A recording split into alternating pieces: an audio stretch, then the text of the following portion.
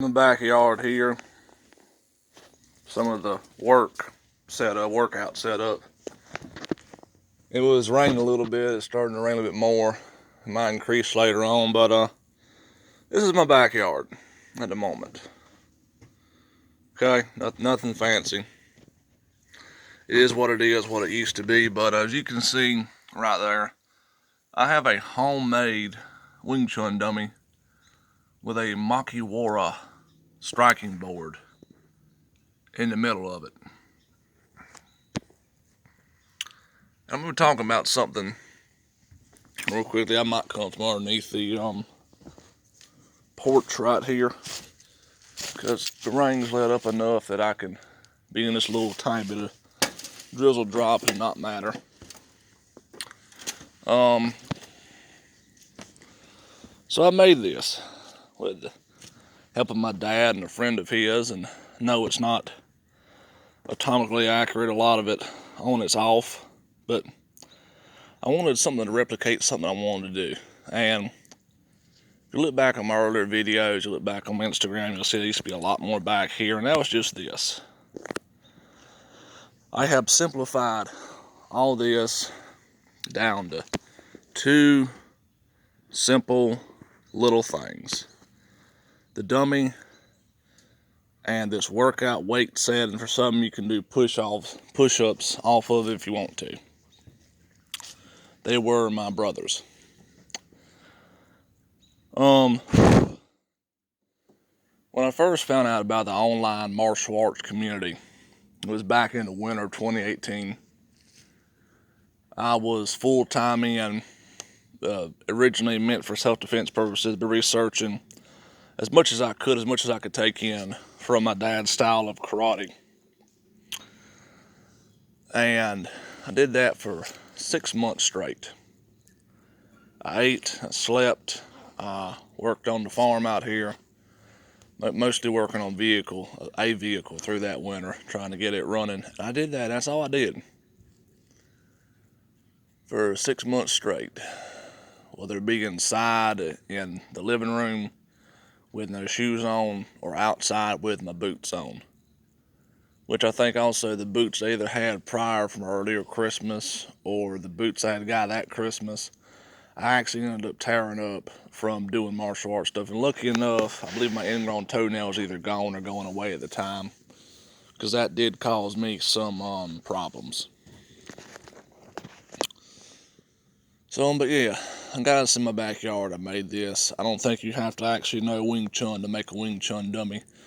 You don't have to have a heavy bag just to know boxing. You don't have to have a bob dummy to be a self-defense instructor, and etc., etc. This is for a mixture of learning actual stuff from videos based offline and actually just having fun in the backyard. But the reason I'm back here today, the reason I'm talking is, besides all the big channels on YouTube, I'm gonna go over here for a moment. Zoom back in on a little simple work set out right here. Besides the big channels on YouTube, there are tons of people on there.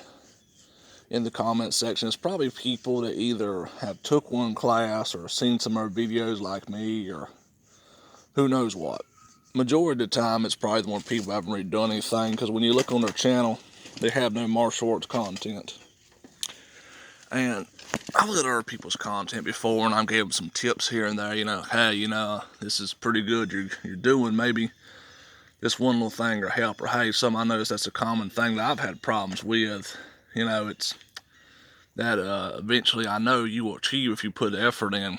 And when I was doing some from 6 months straight, even to now, from whether new stuff I had gotten from my father, or new stuff from different martial arts I added on from different instructors that did these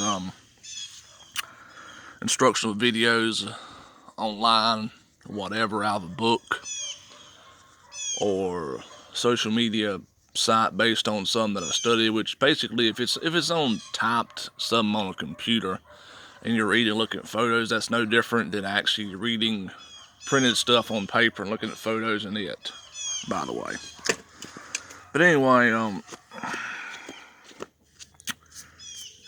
There's always these tons of people, especially the ones that got almost no profile picture and no content, that will easily comment on a video like, what the blank is this, or, oh, well, you're doing that wrong. Either that, or sometimes people will say, oh, well, when you, and other than that, the MMA and combat sports community has brainwashed everybody to think you have to do something a certain way. Just like years ago, how the traditional martial arts community was. They brainwashed everybody thinking, no, this has to be in this position. It's all the same bullcrap. There was a video long ago, I did a follow-through punch after a jab, not your usual cross. I done it where it's a follow-through one. I let it stick for a moment because I wanted to test out my structure. Something that's usually done on a Maki World board or a dummy. And the more I mess around with that one of many times I made the Maki World board before I made the Mach Young or Mach Yin Jong, whatever. I've heard so many people call it different stuff. You see where your structure ends and begins. And I have this saying for me personally, and that is, as a person that has an interest in martial arts or practices it or is a martial artist, you should not be too much like a bull, and you should not be too much like an octopus. You shouldn't be too tight, and you shouldn't be too loose. And I'm not talking about how tight or open your guard is with your hands or whatever placement exactly. I'm just talking about you in general.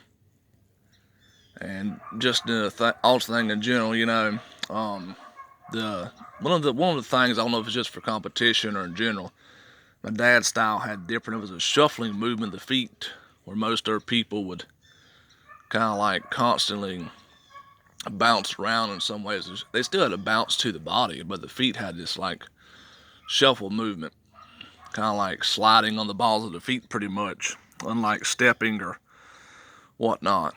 And I think you need to be able to, like with anything, for example, you need to be able to crawl, you need to be able to walk, you need to be able to run, you need to be able to sprint. You need to be able to do whatever you need to do. But at the same time, if you don't have a base in something, if you don't already have an understanding of one thing, of movement, if you don't have a structure, a system to start off with, that you later on yourself can violate and make it your own, there's no point and purpose to it. But anyway, plenty of people in these videos, man. Plenty of people, whether in my videos, whatever, always have something to say. I've even heard on one of Icy Mike's videos the other day, there was a dude who come in class and told him like one of the things they was doing was wrong. And this isn't all, I think, just like I said, just because of some random people think they know everything because they watched some UFC fight one time or whatever. But it's still upon the schools, I believe, too. People are going to believe what they're going to believe, just like the fake brick breakers that Red Chucks exposes out there. They may have went to some school and some high, well-looking decorated sensei showed them this and like, this is real, blah, blah, blah, blah, blah. Just like the whole stupidity between Ramsey Dewey and Master Wong for a moment. And I'm still actually more, in some unintentional way, even though I really don't want to choose sides, on Master Wong's side, because did Ramsey show that his choke was superior and better, and does Ramsey have better grappling than Master Wong? Yeah. But it's just YouTube to start with, okay? It's just YouTube videos. Bless me. And,